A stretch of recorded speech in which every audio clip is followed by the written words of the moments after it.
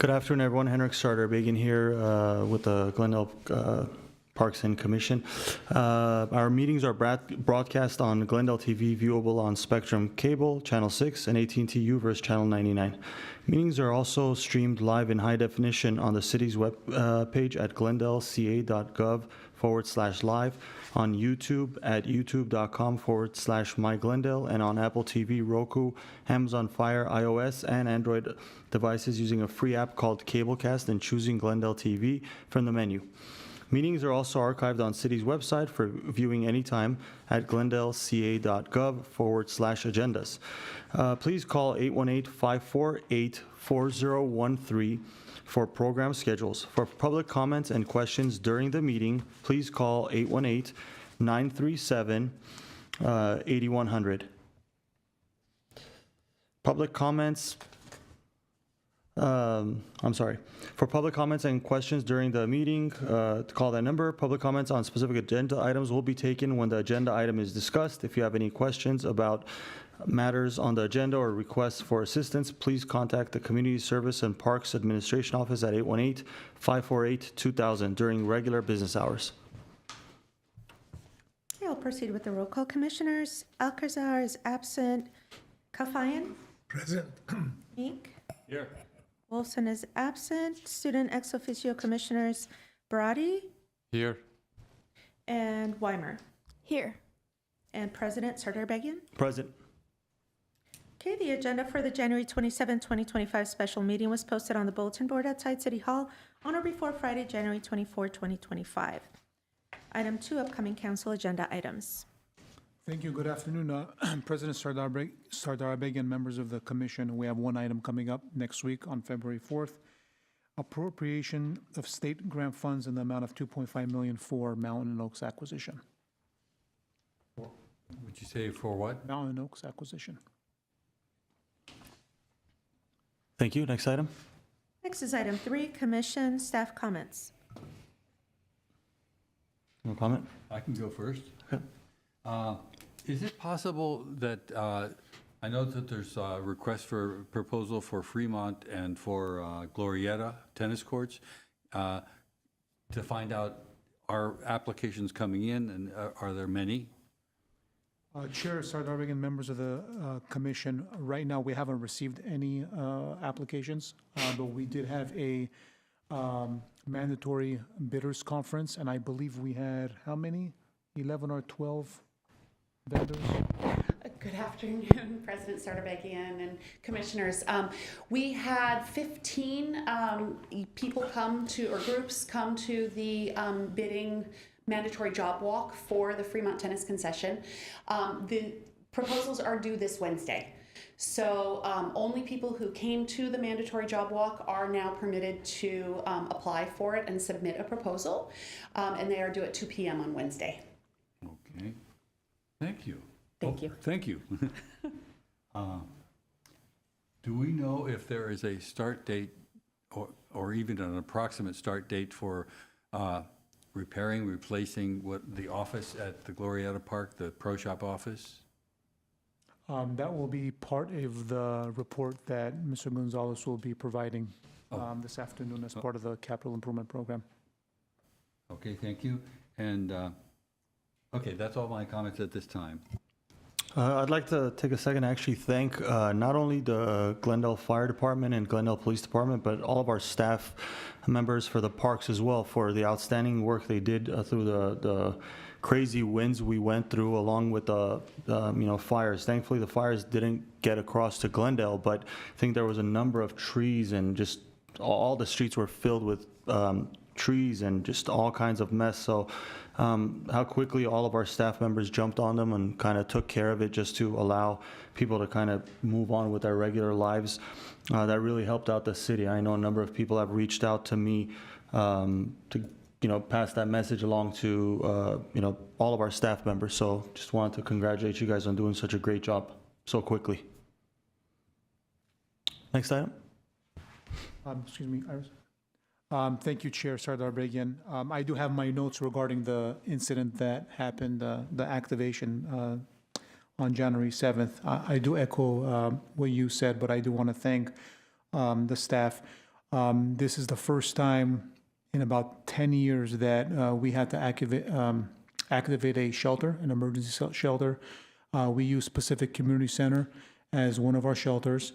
At one point, we had over 200 evacuees from the Glendale area as well as Altadena area that were needing assistance. At night, when I visited, we had actually 58 evacuees that slept over through the following day, Wednesday, until they were allowed to return home. So special thanks to the recreation staff for setting up the shelter, as well as Park Services staff for cleaning up, and they're continuing the cleanup of all of our parks and facilities. Park Service staff also assisted the Forestry Division and the Public Works Department in cutting down the trees and debris cleanup. There is not a long road to recovery, but there's a lot of work that needs to be done in our parks and facilities as the winds have subsided. We also play a major role in the EOC, our Emergency Operations Center, where we handle care and shelter. We had a number of employees work 12-hour shifts, maintaining and manning the care and shelter branch of the EOC. I know Teresa worked a 12-hour shift, Seva worked a 12-hour shift, as well as Gabrielle. Gabrielle was nice enough to work the overnight shift till 8 a.m. So I do thank you for that. But it was a all-around group effort. It was teamwork. We started communicating January 7th at night via text around 11 o'clock at night when the wind started to pick up. And it was pretty intense the first 12 hours. But I do want to thank all the employees within our department that responded, that contacted me during the emergency response wanting to volunteer and help out. It's truly appreciated. So with that being said, thank you to all the volunteers as well as the employees that assisted us, as well as our partners with the Police Department, Fire Department, Public Works, GUSD, as well as the American Red Cross, and all of our businesses in the area that donated food. We got 50 pieces from Domino's. We had a number of local businesses that sponsored breakfast, lunch, and dinner the first 36 hours that our shelter was open. So many thanks to everyone that was involved. Next item. Next, item 4, oral communications. I don't have any cards or callers. Item 5, consent items. At A, approval of the minutes of the commission regular meeting held on December 16, 2024. I can move it. I'll second. And I'll take roll call. Commissioners Alcazar is absent. Kalfayan, Yes. Meek. Yes? Wolfson is absent. President Sardarbegian. Yes. Item 6, action items at A Palmer Park Basketball Court mural. At 1 is motion to provide feedback regarding the Palmer Park Basketball Court mural, Palm Trees by Tanner Goldbeck, and recommend that City Council approve the public art installation at Palmer Park. Good afternoon, President Sardarbegian, members of the Commission, City staff. Thank you so much for the opportunity to present to you today. We are very excited to share a design proposal for the Palmer Park Basketball Court mural. In November of 2023, the Library Arts and Culture Department, in collaboration with Lavasse Projects, our public art consultant, released a request for qualifications. And within that request for qualifications was included the Palmer Park Basketball Court mural. In January of 2024, the application closed and we received 230 applications for consideration. And from that pool, we had an artist selection committee that reviewed all the applications, and we invited 3 finalists to prepare design proposals for consideration. In September of 2024, those 3 finalists shared their designs at the Arts and Culture Commission, and they did make a recommendation of Palm Trees by Tanner Goldbeck. And I do have Lavasse Projects here who's going to go through the proposal with you, so I'd like to invite them up. Hello, Commissioners. Bo Bass from Lavasse Projects, Captain Forsyth from my team. I was going to give a little background on the process and how the artists were selected, but Jennifer so kindly already kind of went through that. Happy to answer any questions about the process, the selection. The concept we're going to look at today, and we're very excited both with the artist, the design, and something that I've been wanting to do for a long time, which is actually do a mural on a basketball court. When we've seen these done in the past, they create really dynamic spaces. It's such for us, I think it's such an excellent use of art funds to really enhance community spaces. And one point of note that always comes up, it is not like house paint rolled on the ground. This is actually pigmented asphalt. So we will be most likely putting out to bid. We have a couple of vendors we've worked with, but we'll be putting out to bid to have a proper contractor actually paint the design using pigmented asphalt. So it is the same, if you would see a basketball court where there's red or green, it's the same colored asphalt, but just actually managed into the artist's design. So it is as water resistant, it is as non-slip as any other outdoor basketball court at any other parks in the city. So that just to know that it's not a slip and fall concern if it gets wet. And I'll let Catherine talk a little bit about the art and artist. Okay. We can go to the.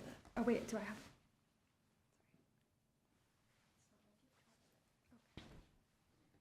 have? This is a picture of Palmer Park, as you all have seen before. We can go to the next one. Thank you. Tanner Goldbeck, he is a local LA artist. This is some of his past work here.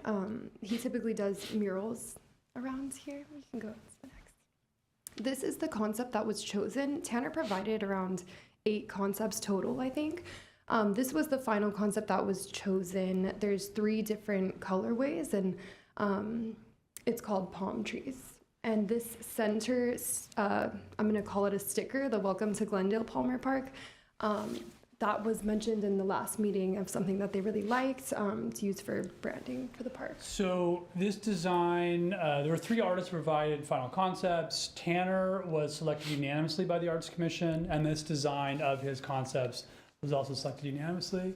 The Arts Commission liked the idea of having the sort of Welcome to Glendale Palmer Park painted in the middle, and their preference was actually use the blue surface. So you can see at Palmer Park, there's a full court and a half court. The mural extends across both, and the Welcome to Glendale would be at the center of the center court.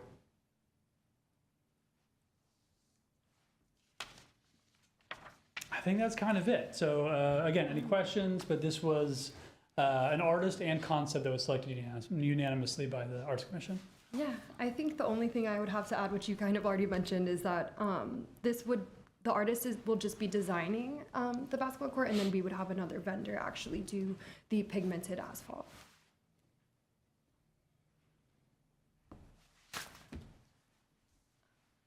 Any questions? I guess a couple comments I would have is palm trees are not native to California, and they're just very SoCal, everybody knows Palm Tree, Southern California, LA. My feeling would be, I would like something more sports-oriented. The orange is the closest that comes to that for me, since it is a basketball court. But as far as I'm concerned, I would like to not use the palm trees and find something else to put in there.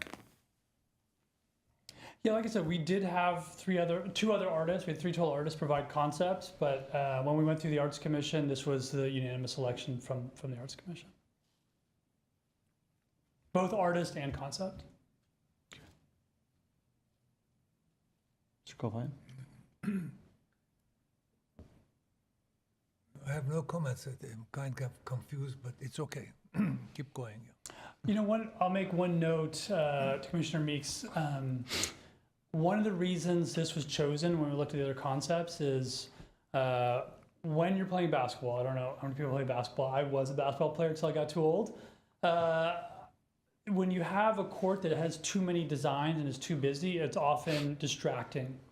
If anybody's watched the NBA, they have had the in-season tournament courts, and some of them are like jarring colors. And again, they're trying to be different, but it's sort of hard to watch and play basketball on a surface like that. So that was one of the reasons, and I think the comments from the commission was that they liked that it was a nod to Southern California, not whether the palm trees are local plants or not.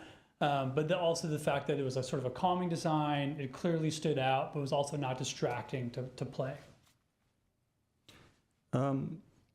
I'd like to actually second what Commissioner Meeks is saying. As a basketball player, I do like something kind of in the past work that you guys have. One of them, if you could go to the slide, I believe it's right after this one. Yeah, like right there. Something like that, just personally on a preference, I would have liked that a lot more than, the palm tree portion of it. But given the fact that, either way, it's better than not having anything. I like the colorfulness. I like the fact that it's something very different, and it is a big trend going on where they do kind of paint courts in a different color. So I think, for the time being, I'm okay with this. We could just kind of, move forward since it's already been selected. I hope in the future, if we do have any plans, maybe for Fremont Park or whatnot, to do something that's, kind of links Los Angeles and, basketball and sports a little bit closer together to bring in the basketball portion of it as opposed to like palm trees, or at least something that links the city of Glendale to basketball more than anything else. But either way, it's still cool. It's a cool concept. It's a cool idea. And it's better than just having, plain concrete. And I think the most important thing is to make sure that it's not slippery. Nothing is, for someone that continues to play at my age, I think having proper footing on basketball courts is by far the single most important thing. So as long as it's got that. Now, the only question is, since you guys said you guys are going with a blue concept, right? That was a requested color from the commission. Okay. Will that logo, the Welcome to Glendale, since it's orange and all that, is that going to be the color in the middle of the blue, or is it going to be like oriented towards a bluish finish? I think it might be tinted to match the court. The blue, okay. Yeah. All right. Yeah, here he mocked it up on the orange. And again, I think moving backwards to sort of one point to the footing, that's why I think the first thing I mentioned was like how important it is that this is just a pigmented asphalt laid out in the design versus like a painted surface. And we looked at concepts that were a little busier and had a little more connection. And I think the challenge from the commission is when you actually see, like if you go back a slide, if you see a really busy concept like that on the court, it's almost like jarring. And I think there was concern that at the park that might be a little like too visually intense. Okay.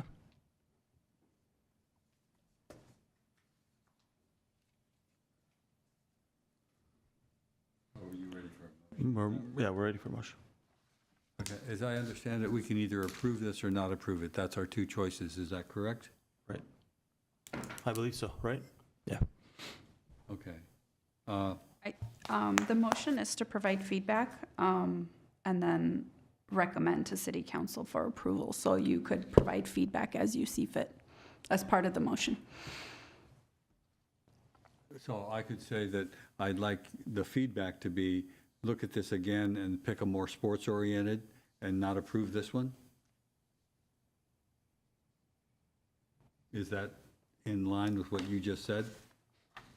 If the commission does not want to approve it, you don't have to approve it. I mean, what's before you is that. So if you would like for them to take another look at it, you could direct them to revisit it and not approve it, but Them I- being the it- council? Jennifer, I don't want to speak for you. I know that needs to go to council, so I think what may happen is your feedback may go to council. So I think it may still go to council with this, but I'll turn it over to you to see what happens, whether they approve it or not. I can touch base with the city attorney's office, but if it's approved, then yes, of course, we would go to city council with palm trees and give the feedback that you provided. If it's not approved, I think it would have to go back to the Arts and Culture Commission. But I'd have to talk with the city attorney's office. I'm causing chaos. I'm sorry. Of course, I'll go with whatever my colleagues want, but I do think that I would like the Arts and Culture to look at this again, or its council to look at the other proposals as well. And that would be my motion.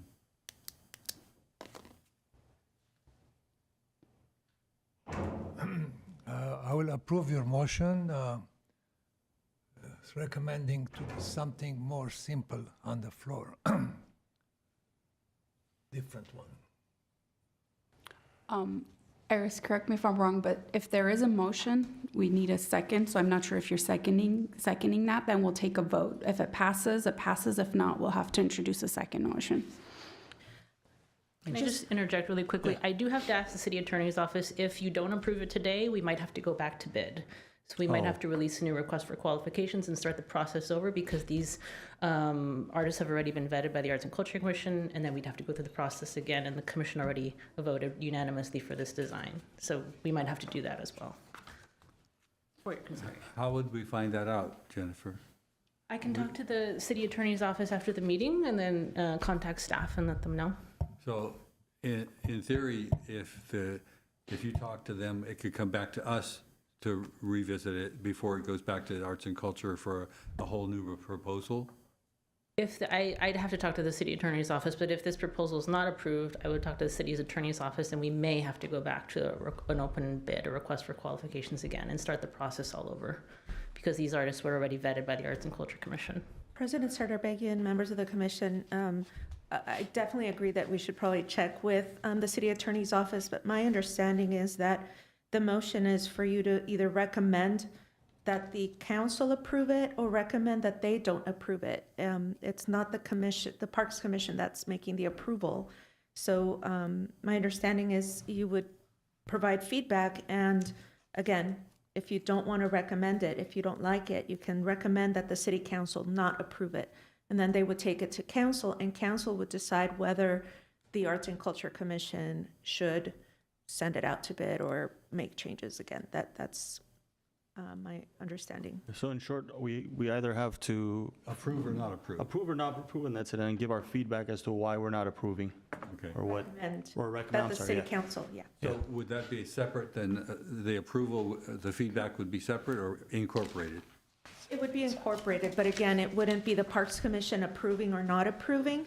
It would be you recommending to council if Them you not want to them approve. to Yeah. approve it or not. Okay. My motion would be that we don't approve it, that we ask council to look at it. Again, you're recommending that the city council not approve the installation. Correct. I will second it. And look at it in terms of, you might want to provide feedback as to what you I want do them want to. feedback, but I thought it had to be separate. or, No. No, as together. part of the same motion. So don't approve it, and what would be your feedback? My feedback would be looking at the other proposals and seeing if there's something more sports related.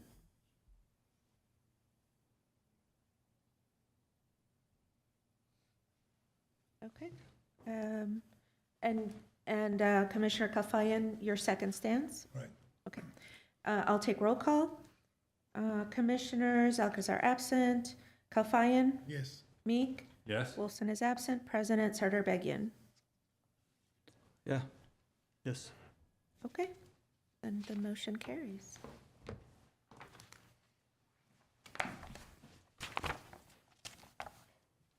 Next item. Item 7, reports information only at A, workforce section activity report.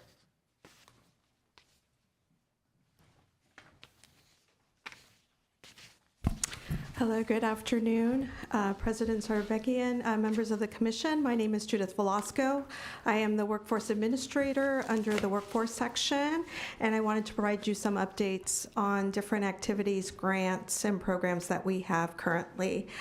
Because we're primarily federally funded through Department of Labor, through the Workforce Innovation and Opportunity Act, we have a lot of federal compliance that we have to do every 3 years.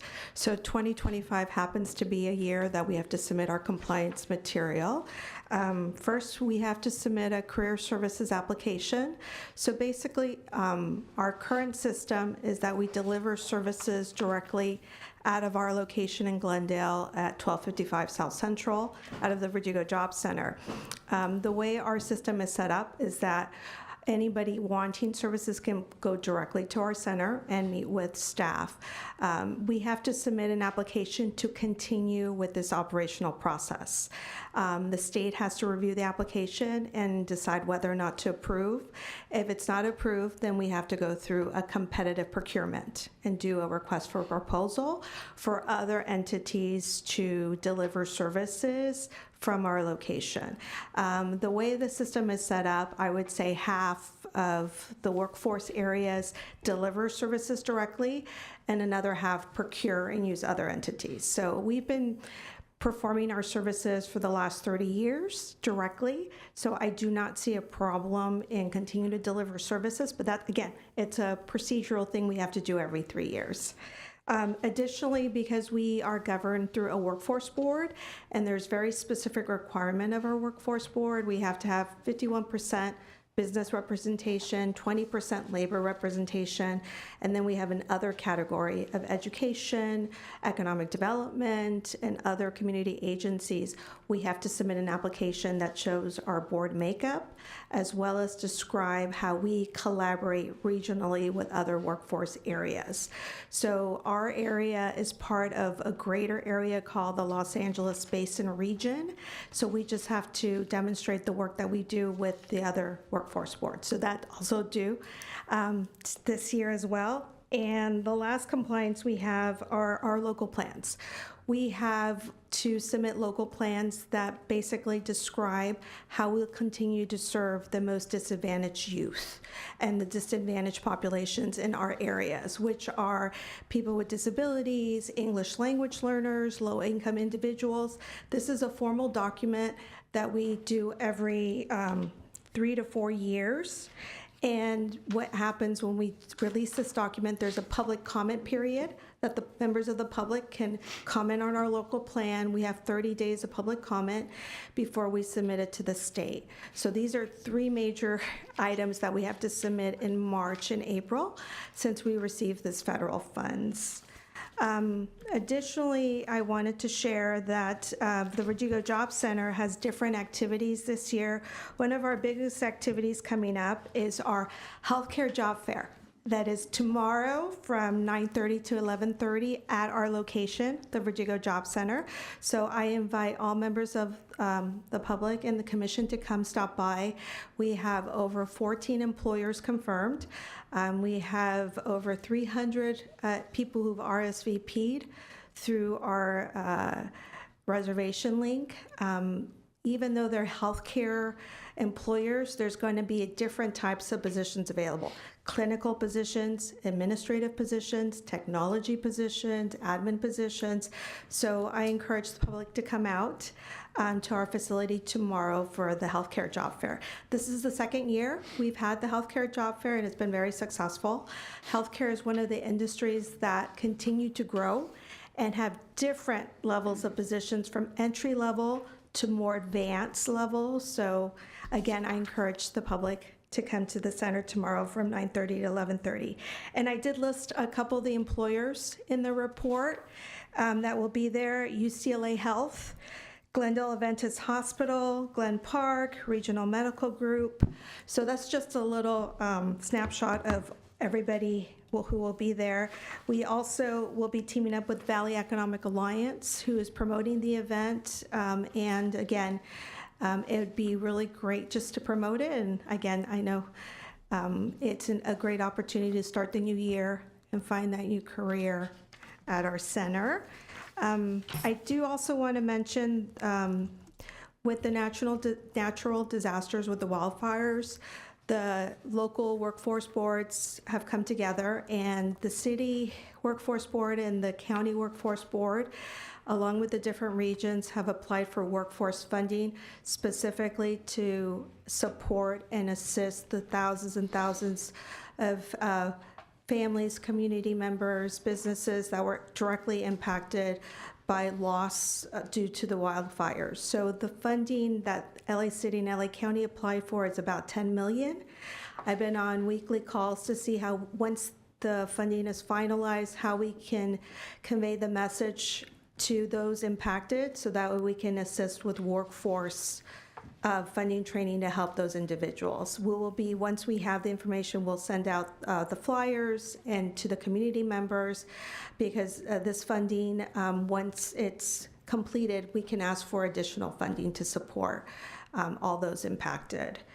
Let me see. We have seen over the last couple of months different rounds of layoffs happening. I've mentioned before, there's been the Caltech JPA layoff. This is actually, we received a third notice back in November that they're laying off additional people. So the third round of layoffs, there is anticipated to be 328 employees affected, in addition to the other employees affected from round 1 and round 2. We have reached out to JPL. We have funding to support impacted JPL workers to help them with skills training or certifications or different educational needs they have. So we still have that funding now. We have it along with Foothill Workforce Board. So again, we're promoting that program to see how many of those 328 employees we can continue to assist. We also saw in our neighboring city, Burbank, Advanced Auto Parts has closed down. There's one location in Burbank, so we're assisting that location and those impacted workers. So we do keep track of layoffs as they occur. We receive notice directly from the business, or again, we have other means of finding out the information. We have staff that does extensive business outreach, so we find out when layoffs occur sometimes before they're advertised on the news. So as layoffs come, if they are specifically in the cities that we serve, we can request additional funding to support those impacted workers. So we'll continue to monitor layoffs, and that's something I'll continue to report to the commission. We still have our Bio-TC initiative, which I've shared before. This is an exciting initiative where we work with local community colleges, including Glendale Community College and their bio career technical education programs, and helping them be connected to entry-level bioscience careers with major bioscience companies like Prolacta, Gilead, Grifols Biologicals. It was through our grant funding that we set up a certification exam where students who completed courses can demonstrate the proficiency by taking the exam, and then by getting a certificate that shows that they are very knowledgeable in that area. So it's been a successful program. We were just awarded $850,000 to continue working in this area. Our goal with this program is to make it statewide. So we're really happy with the success and the 80% placement rate we've seen under bio. Specifically, as it relates to our youth employment programs, the Glendale Youth Alliance continues to serve youth ages 14 to 24, primarily focused on low income, youth with barriers, youth with disabilities or health conditions, foster youth, homeless youth. So please, anybody listening, or please refer youth to our center. We will see which programs they qualify for, and that way we can assist them with their first-time job. Glendale Youth Alliance recently received a grant of $30,000 from Dignity Health, and that's to make sure they have hotel vouchers to assist homeless youth. This is something they've received before, so now they can issue these vouchers directly and make sure that they're able to assist anybody who's homeless and who's a youth. And lastly, I believe you have the flyer for Glendale Youth Alliance Charity Golf Tournament, which is on April 28th at Brookside Golf Club in Pasadena. I know it's a couple months away, but it comes by really fast. So we hope you can join us on that day to raise funds for a great cause and help the youth.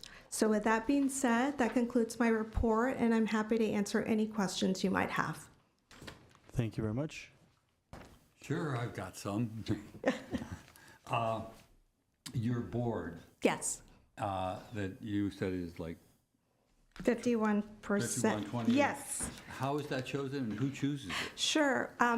Our board is, the board members are nominated through our own board members. We have an executive nomination committee that nominates board members, but an ongoing basis, if anybody is specifically business, is interested in being a board member, they just need to contact me for that. So it's been over the years. We've had board members on our board for 20 plus years, 30 plus years. So as we have vacancies available, we create a nominating committee and we get nominations internally from our board members.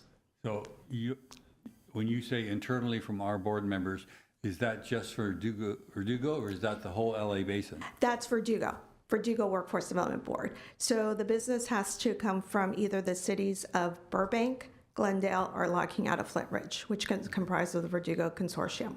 And when you have your meetings and community outreach, when, where, and how is this done? So we have our meetings, we are Brown acted, so our meetings are posted and publicized. So anytime we have an opening on our board, we publicize that on our agenda, and that's a meeting topic for our agenda where we accept nominations.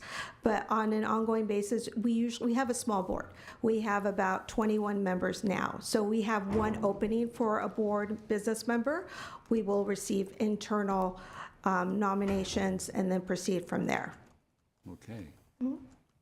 And when you said you're inclusive of the LA Basin, and describe the basin generally. I Sure. don't need to No. specifically. Of course.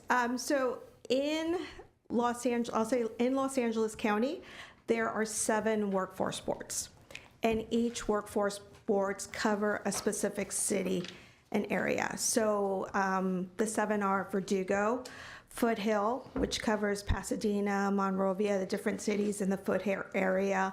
There's Long Beach, which covers what's known as Pacific Gateway cities, Long Beach area. There is Celico, which covers Southeast LA. There's LA City Workforce Board that covers all the LA cities, which include Pacific Palisades. And then there's LA County, which incorporates all the unincorporated areas like Altadena. So all those 7 workforce boards comprise the LA Basin region. So as they applied for a grant for the wildfires that primarily impacted Altadena and Pacific Palisades, the city of LA, which is under the jurisdiction of the Pacific Palisades, and the county, which is the jurisdiction of Altadena, they're the ones who submitted the application since they had those wildfires in their area.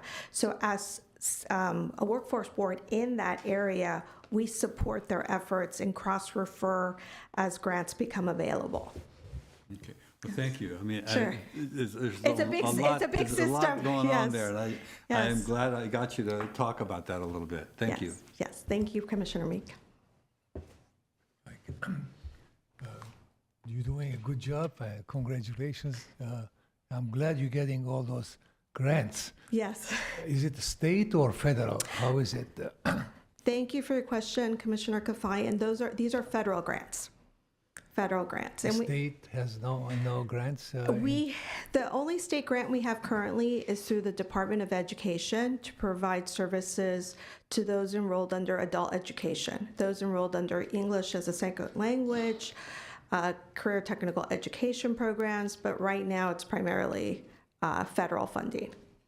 Do you have a staff that goes after grants?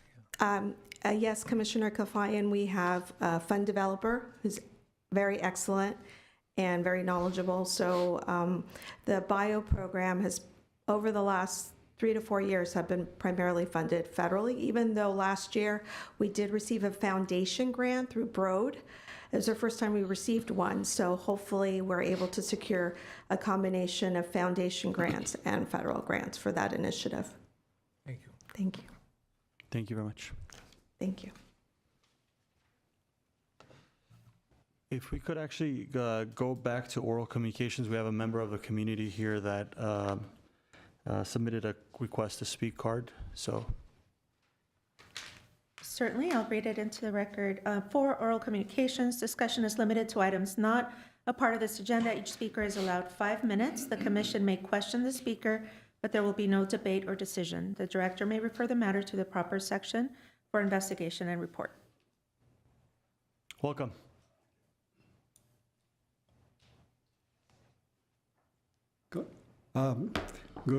Good afternoon, commissioners. My name is Herbert Molano. I have spoken before this commission, but in years past. I've done so, I think, in the past 24 years. I want to speak with regard to the concept of disparity in the allocation of parkland throughout Glendale.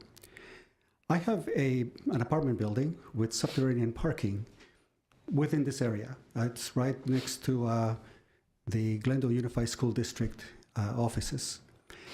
This, I think, is a recreational planning area 10, as defined in the element to the general plan, the parks and recreation element.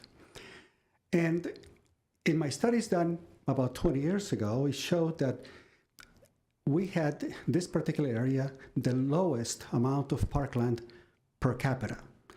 The standard for the United States generally is about 6 acres per 1,000.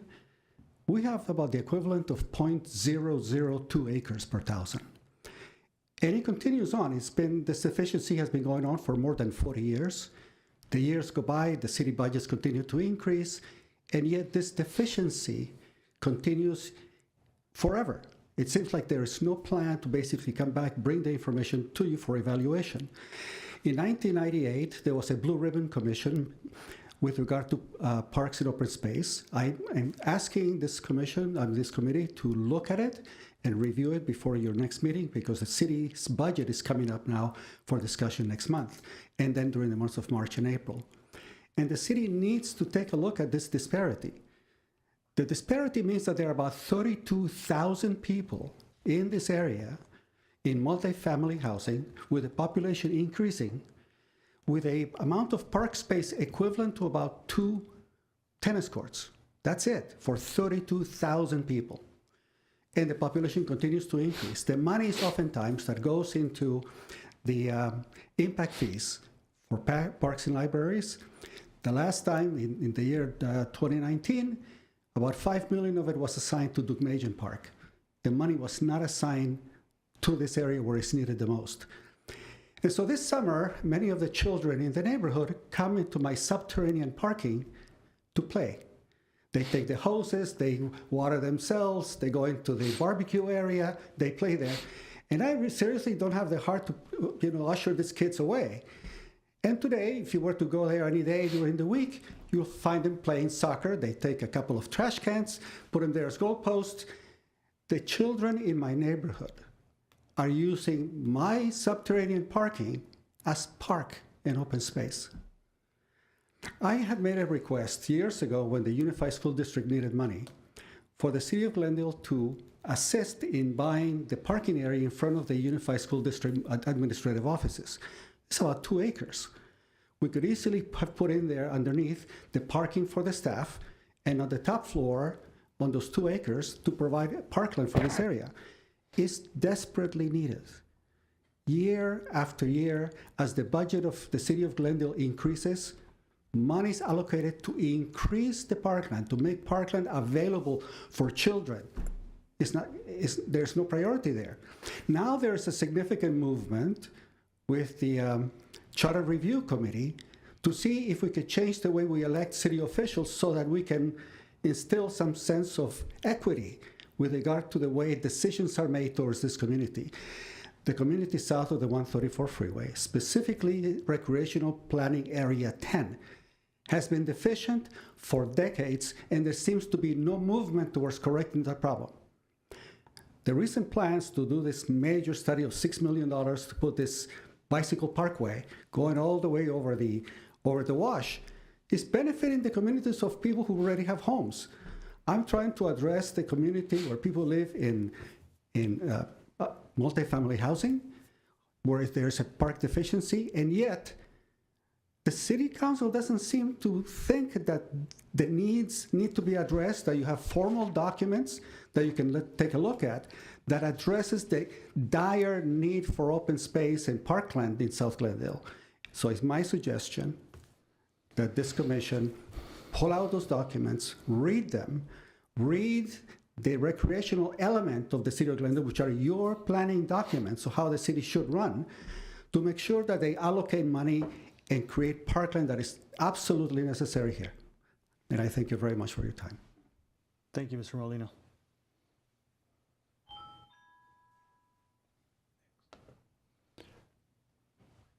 Next item.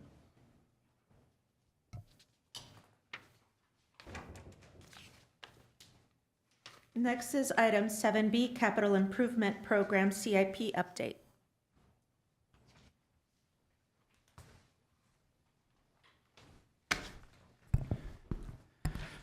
Hello, good afternoon, President Sarbijian, Commissioners. I'm here to provide a 6-month update on the Capital Improvement Program. We've been able to complete since last July. Try pointing it to the computer here. Oh, to here, okay. Okay.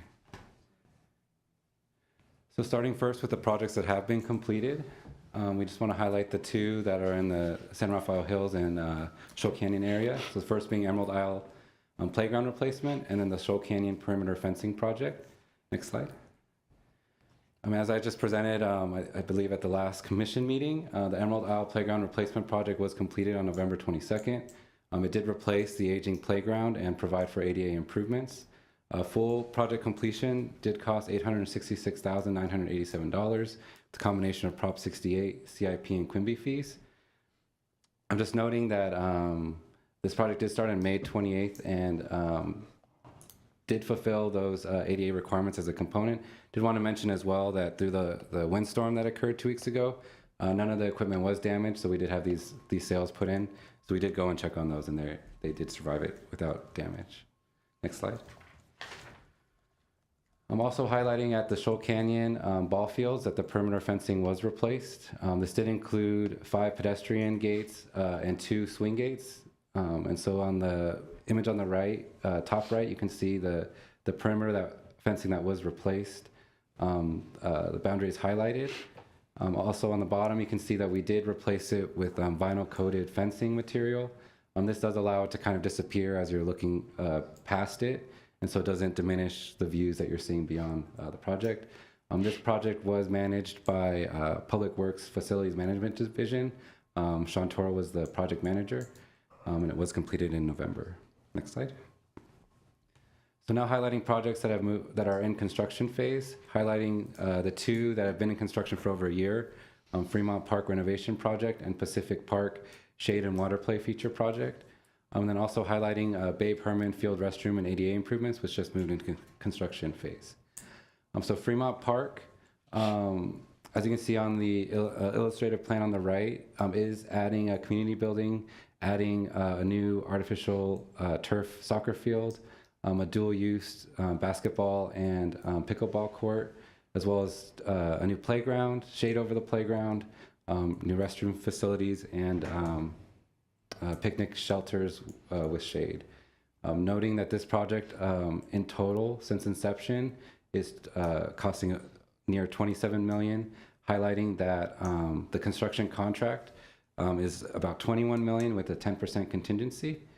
This project is set for a construction phase for 18 months, which started in November 2023, and is on schedule to be completed and opened in April. We can provide continued updates as to that completion date. And here are some pictures of the construction underway. As you can see, it was almost a full park redesign. and almost from the ground up being redeveloped, saving most of the trees on site. Next. One question. I think you said November 2023. Did you mean November 2025 for completion? Oh, sorry, that was when it started. Started. And then it's going to be completed in April of this year. Okay, thank you. And so that's the 18 months, yeah. Thank you. And so that project is being managed by Kevin Todd at our Facilities Management Division as well. And so Pacific Park Shade Water Play Feature and Restroom and Renovation Project. The scope of this project is putting shade over the 2 to 5 and 5 to 12-year-old playgrounds, adds new shade over at the pool area as well as added features that did a full pool replastering. And then we are adding a water play feature in the playground area, and then improving upon the restroom building as well, which now has the treatment elements for the water play. The budget for this project was $3 million, just over $3 million in CDBG development impact fees and Measure S and CIP funds. Construction is still ongoing. This project is, it did have some delays in getting approvals on the shade structure. So in the bottom right photo, you can see the shade columns laid down. And so they are in the process now of getting those approved to be installed. But otherwise, as you can see, the water play feature is installed and the building is nearly completed. And it's anticipated that this project will be completed in either likely March of this year. And Bay Permanent Field Restroom and ADA improvements has moved to the bidding phase. So we just received permits about a couple weeks ago. And so now this is transitioning to Public Works Facilities to manage the bidding and construction. This will rehabilitate the restroom and provide for ADA improvements to the restroom. This budget for this project is $450,000 in Measure A, which is the county park measure funds. And just noting that once we do start bidding, we do anticipate this will be completed likely this summer, but may go into the fall, and we'll provide updates. Next. Projects that are in the permitting phase right now are Sports Complex Field 3 and the Verdugo Park North renovations. And so at the Sports Complex Field 3, we are converting the existing ball field of natural turf to artificial. We already have allocated for this project $2 million to move to implementation. While this project did receive permits back in 2021, we did do a turf triple bottom line assessment, which extended this project timeline through 2023. We did reinitiate the permitting. I did get some comments back from Glendale Water and Power about the water connection, and so we are resolving the final permit comments, and hopefully this will receive permits soon, and we do anticipate starting construction on this in June. And then the Verdugo Park North renovations, this will replace the existing restroom building with a new restroom and associated community building, which you can see on the graphic on the right. In addition to the building improvements, there will be new ADA parking and paths associated with the improvement, and then we will be replacing the playground with a meditation maze area, and we have also renovated the community garden as a component of this project.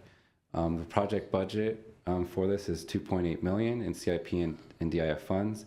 We have received comments on this submittal back in, I believe it was April, and so we have been working with the consultant on finalizing those responses.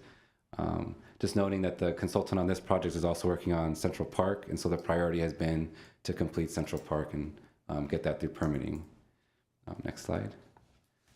And so now highlighting the projects that are in planning and design phases, which include Central Park, Pacific Park, both the natural grass and the artificial turf replacement, Gloria Tennis Concession Building renovation, the potential for the Gloria Nature Park and the Edison easement that's adjacent.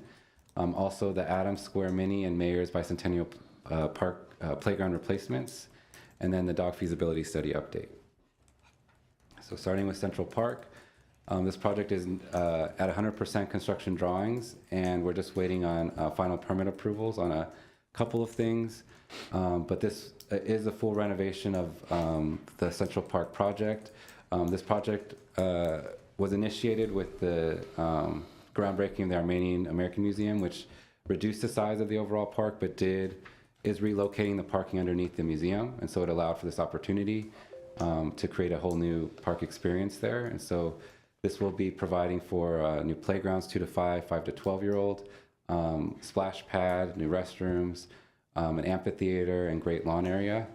Right now, the anticipated budget for this project is $15 million. That's the cost estimate. Right now, we have allocated for this project for about $4.5 million in CIP, DIF, and Prop A funds. And then the city did also allocate $10 million in general funds to support completion of this project.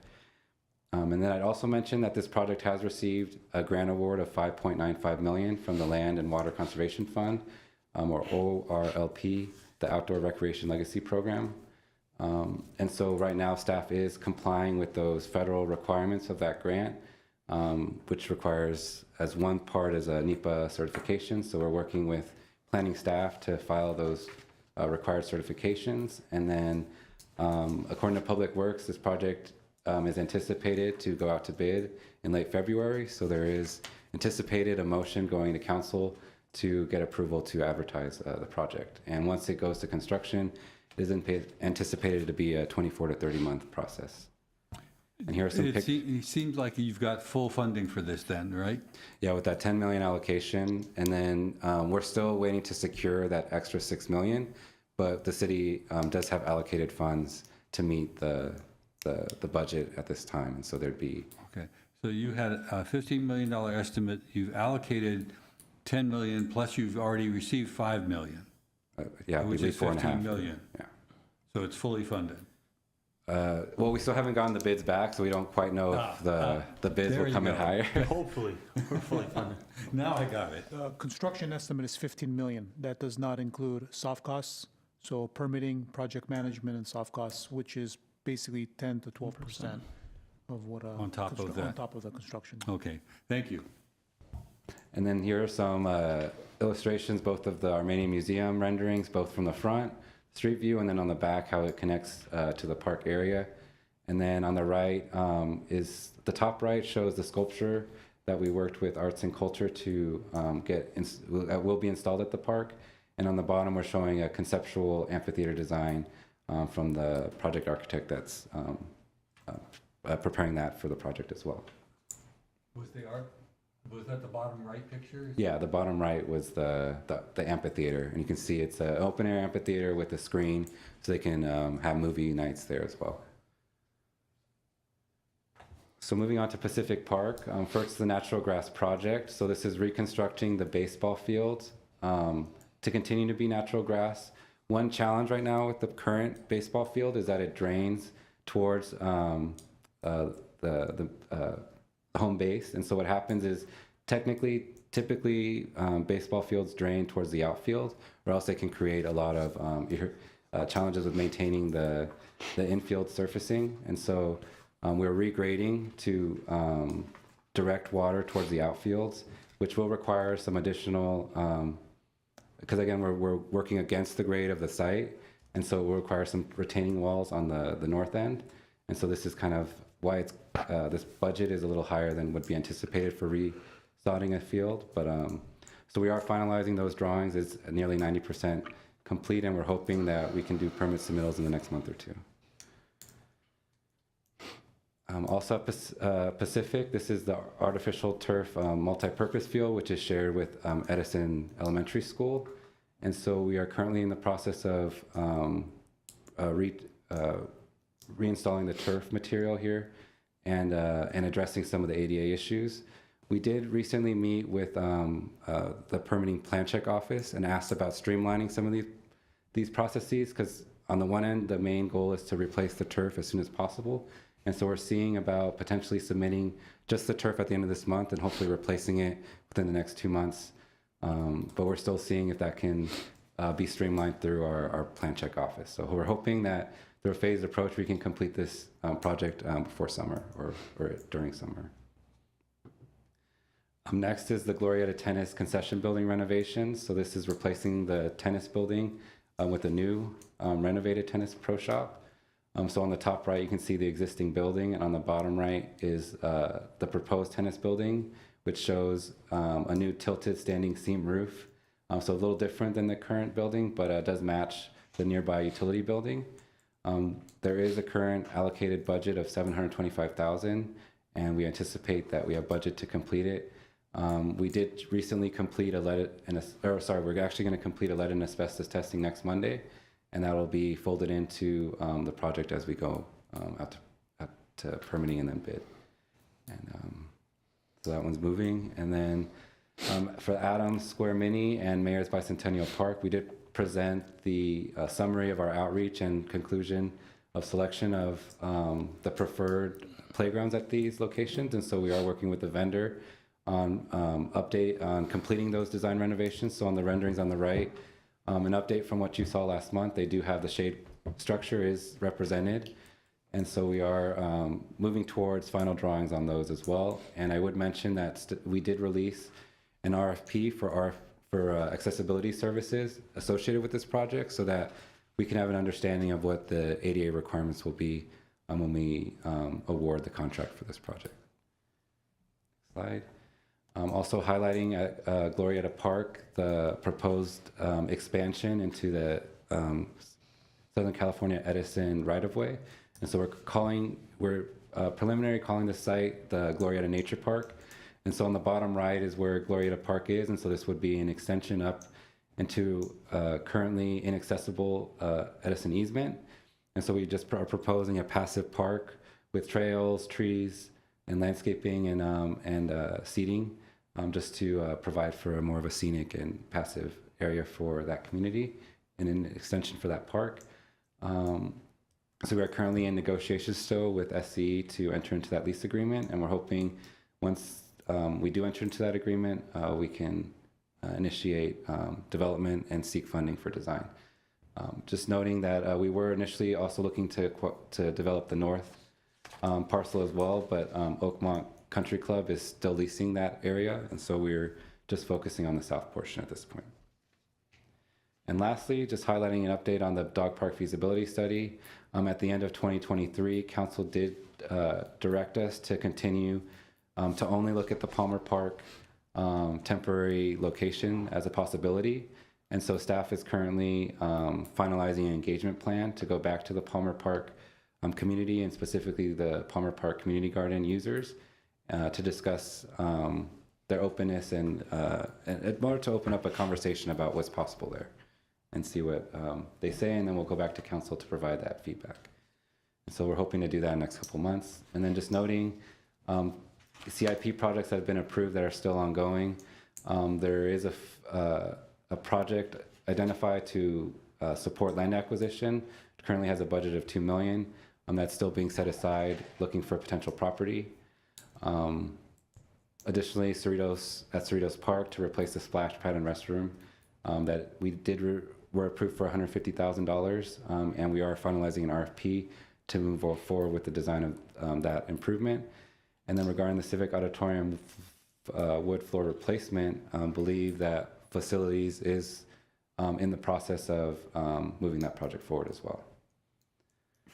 And then projects approved for this year included Verdugo Park South renovation. So that was to look at both the restroom and playground for renovation. And so we are looking at initiating that work soon. The Doctor's House restoration and preservation project also has a consultant that's doing an evaluation now to support moving that project forward. And so that's ongoing. The Shoal Ball Field, Field 1 bullpen, a requisition is pending. We have a draft finalized in our office and are hoping to release that soon. And a component of that is also doing the ADA accessibility review. And so as part of that RFP we released, also includes a Shoal ball field evaluation. And then lastly, for the sports complex Field 4 and 5, we also have a draft RFP that we're currently reviewing, and we're hoping to send to legal soon to release in the next couple of months. So that concludes the CIP update for the last 6 months, and we open up to any questions. Any questions? Comments? So what happened to Verdugo Wash project? I don't see it here. So that's actually being managed by Long Range Planning, I believe is leading that project. And there was supposed to be this last Tuesday a motion to award that contract. So I believe that might be coming up this week. Yeah, that's a project that community development is handling, and they're still working on the contract. I believe council gave staff direction to come back, I believe in 30 days. Do you have With some any of budget the- for it already? Is it budgeted For the already? planning, there's 6 million, but for construction, there is no budget for it. Thank you. It just, capital improvement projects approved for fiscal year 23-24. All those funds are there, or they actually exist so you could do those projects? They've been allocated, yes. Okay. You just don't have a start date for them yet?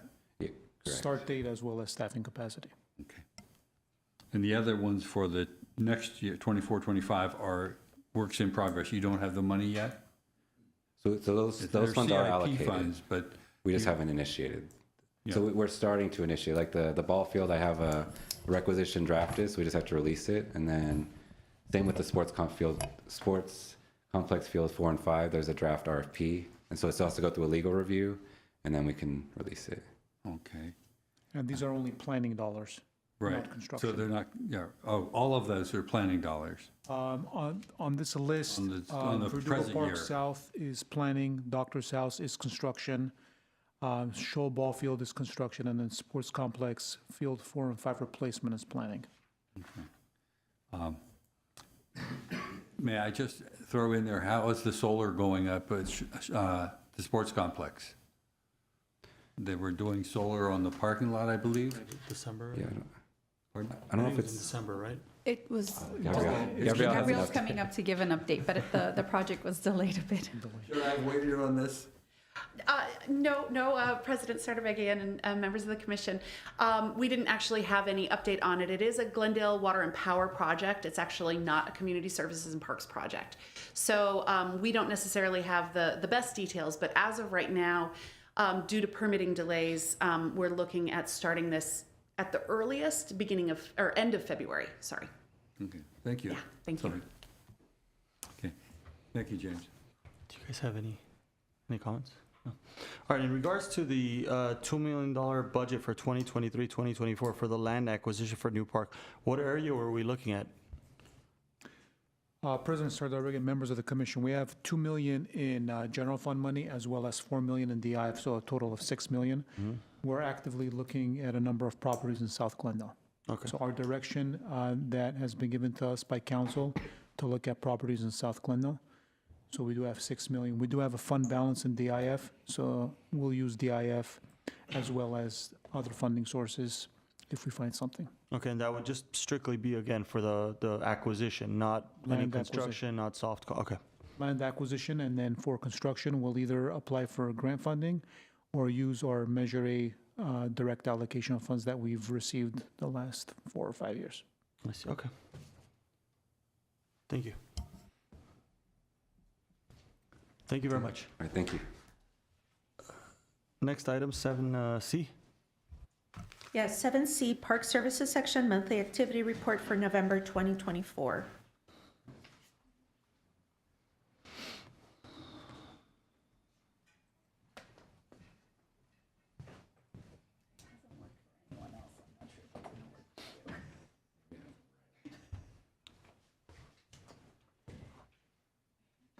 President Sardabagian and members of the commission, I'm going to present a number of projects today. These are a little older since we had several months without, so we've gone through more. We'll get all caught up on everything in February. I hope that might mean a lot of projects, but we'll have some pictures of the storm cleanup you had mentioned earlier. I'm going to see if this will work. You can go to the next one. We use a pressure washer which is hot water that we go and clean areas like picnic areas and graffiti. It's very handy for that, and we talked about the use of this for Adams for the crosswalks down there at some point. This is one of our staff pressure washing here. We had some activity that had really messed us up. It was in the front of the Civic Auditorium, so we went and cleaned it up. I think we had some unhoused people living in the stairwell there, so we went ahead and cleaned that up. If you can go on to the next one. That is the Palmer Park picnic area, which we are going to get onto a regular routine of keeping it clean, because with the in the summer, when it gets used weekly for multiple reservations, it can get dirty pretty quickly. So we want to get on a weekly program of steam cleaning that. We did some ball field renovations where there were home plate replacements, and that's a pitching rubber on the right. So the guys went through, and you can go ahead and go to the next slide. So you can see how nice the new ones look. The season is going to be starting soon, and we're going to be building 2 new pitching mounds at Montrose Field 1 and Babe Herman Little League. This is grooming of that's Field 4 at the sports complex. The guys go out and they actually move the infill around so it stays even, and then it also vacuums the turf while they're doing it. So they do that on a fairly regular basis, about once a month. And then at the Spar Heights Community Center, you can go to the next. We went ahead and did some replanting there to freshen it up. It's looking really nice up there. So the guys went in and they removed some of the plant material that was there. As you can see in the back, it gets a little leggy on that side because of the lack of sunlight with the trees that are there. So the plants can get a little long. And here's the crew working on it, getting everything planted, to add some color. That's before. So we had some Nandina and Lyria, which we removed. And go ahead. You can go. So they added a lot of color, and it really looks nice. That's a very nice building, and it looks really good. They also fertilized the grass, so it would be nice and green for the seniors. Provide a real nice place for them to go. You can go ahead. More pictures of them planting in the front to add some color, and there's sort of the finished product on the west end of the building. Keep going. So they went around the entire building and added color. This is at New York Park. We had a tree we needed to remove because it had broken a water main that was underneath it, and unfortunately the tree had to go because in order to repair the main line, the guys had to dig into the root zone, and the tree was in jeopardy. That's actually really good timing because with our recent winds, that tree would for sure have blown over, and it was about 60 feet tall, and it probably would have taken out the basketball court when it went over. That's one of the guys compacting the soil where the main line had been repaired and where the tree was. At Glen Oaks Park, the guys went through and added some, thank you. I think I got it, Iris. The guys went in and did sort of just a real nice cleanup of the park, just to kind of freshen it up, fertilize the grass to keep it green during the winter months, and went ahead and replanted at the entry sign, because as you drive up the canyon, it's really nice too. As you approach the park, you really know it's there. It's nice what they did. They did a beautiful job. And then at Brand Park, we did some work on the aquatic plants that are in the pond. Unfortunately, the winds have kind of made a mess with all the debris that's in it. We haven't been able to get into the pond to clean that up yet because we're working on all the land to make it safe. We had the tea house suffered a lot in the winds. We lost 4 trees within just the tea house itself. That's Mike Lepe. He does a beautiful job he has the water very clear in the pond. So, and the Friends of Chausan are very appreciative of his work. So he went in and thinned. That was just the project for thinning out and reducing the size of the aquatic plants, which had gotten a little oversized. This is, we did some work at the library, Brand Library, to replant there. This was it's a cycad that was planted near the entrance, and if you know cycads, they have spikes on them, and it was really near the entrance. So we took it out, it was rather large, and we moved it over into the parking area where it won't be, there was no chance of it hurting someone as they pass by. And the place came out really nicely, added some plants to the area this is all by the galleries, so, and it came out really, really nice for the gallery entrance. Unfortunately, the deer found this as a buffet, and so we need to go do it again because the deer they caused some damage. When I was driving through there the other day, there were 10 deer on the lawn in the middle of the day, just having a grand old time. So we're gonna get back in there and replant that. At Maryland Mini Park, we redid the irrigation there. There was a drip system which had pretty much failed, so the guys went in and re-irrigated it. And it's kind of tough to do while the park's in use because it's so small, but they did a really nice job of getting in there and removing the old irrigation and putting in all new. There's the irrigation guys working on the new system and the new system going in. It's after it was done, and now it has been replanted there. So they did a real nice job replanting. They got some color in the front, which will really highlight the park as you're approaching it. I think they did a wonderful job. That's after the re-irrigation and the replanting and the adding of mulch at Maryland. There's just more pictures of Maryland and the replanting. And they also reseeded the grass that was there. And so now it's nice. There's after the reseeding of the turf on the right. I get a lot of pictures of those. And we also went in and did tree trimming while we were there because those trees the canopies were very low, and went in and raised the canopies on most of the trees. And that is the projects from well before this meeting. So if there's any questions. A lot of good work. Thank you. Oh, thank you. Any comments? Thank you very much, Chris. Thank you. Next item, please. Next is 7D, Recreation and Community Services Section Monthly Activity Report for December 2024. Good afternoon, President Sardar Begin, members of the Commission. My name is Savak Garabidian, and I'll be going over the Recreation and Community Services Section Monthly Activity Report for December. So December started off with the department's holiday tree lighting. It took place on December 4th, 2024.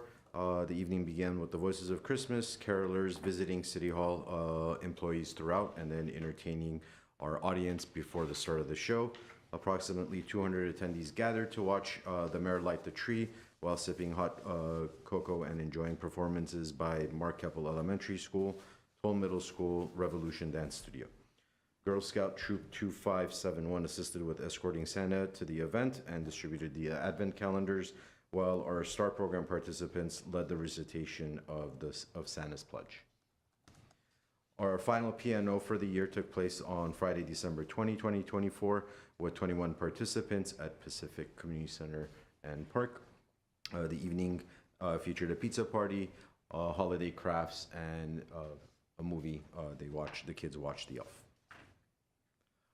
The following week, the week of December 23 through January 3, the department operated winter break camps at various locations. So the first week was December 23, 26, and 27, skipping over December 24 and 25 as those were holiday dates. And then the second week was December 30, 31, January 2 and 3, skipping over New Year's Day as a holiday.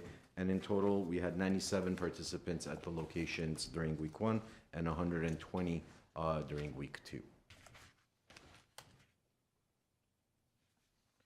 LA Regional Food Bank, came to the Adult Recreation Center and in the month of December, and 135 meal kits were distributed to seniors during their distribution time. Our Trails and Open Space program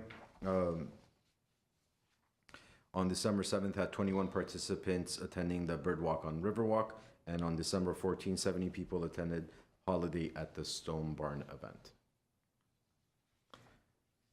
December 21st, we had a GO program for our One Glendale After School Youth Sports Program participants. Throughout the year, we alternate the locations for One Glendale's GO, and in December, during this sports season, we did the program at Brand Park. We had 42 participants and 6 parents. Continuing on, the Community GO program was held on December 14th at the Stone Barn Nature Center at Duke-Major Wilderness Park, and it had 13 participants who learned about the Christmas bird count. Our Youth and Family Services program continued its programs throughout the month of December, featuring a holiday party for teens. Our teens also volunteered during the holiday tree lighting ceremony, providing the hot cocoa to the event's visitors. Our STAR students also continued their activities during the month of December, had their annual holiday luncheon, and exchanged and received gifts from the program sponsors along with their holiday meal.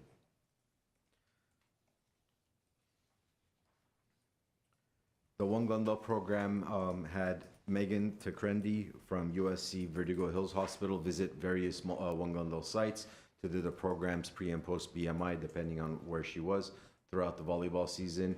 And she also did the nutrition presentation, educating the kids on healthy snacking, healthy eating, and hydration. Maple Inclusive Play Day took place on Saturday, December 21st at Maple Park Community Center, and Club Maple had its annual holiday event with 87 participants on Thursday, December 19, 2024. Our senior programs and lunchtime celebrations during the month of December, we have 2 holiday celebrations. The first one was the holiday luncheon. The holiday luncheon at both SPAR and ARC featured live entertainment, carolers dressed in Dickens costumes. The entertainment was sponsored by WellBe Health. The second event that they celebrated was the New Year's Eve party, but at the senior centers, we celebrate the turn of noon, not the stroke of midnight, as everybody's at home by the time the New Year's is brought in.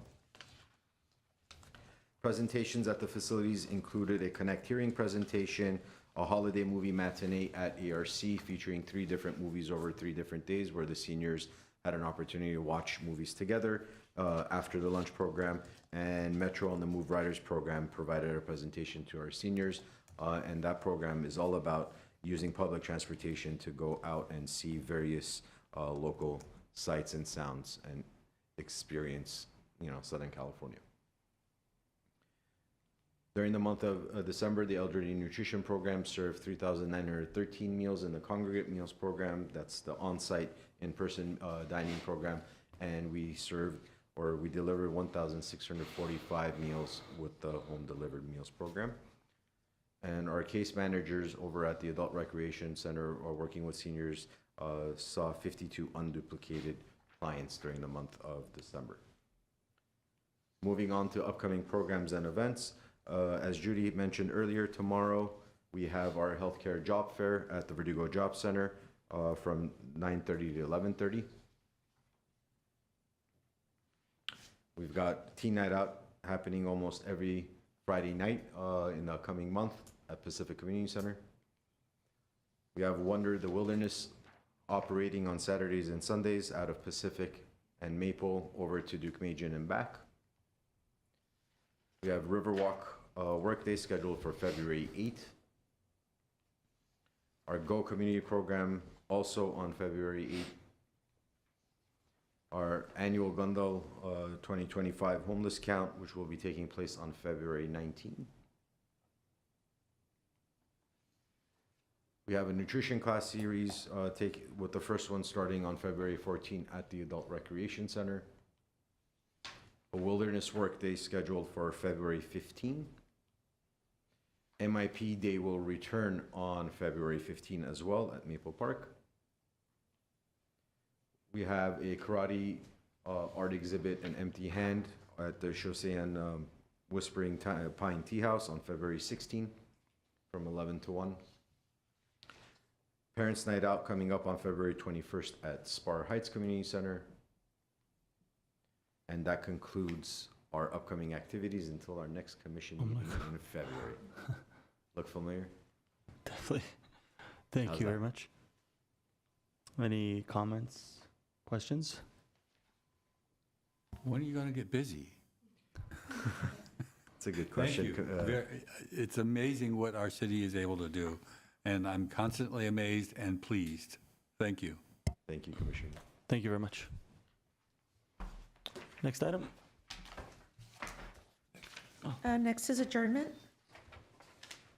We are officially done for today. We will see everybody in about a month.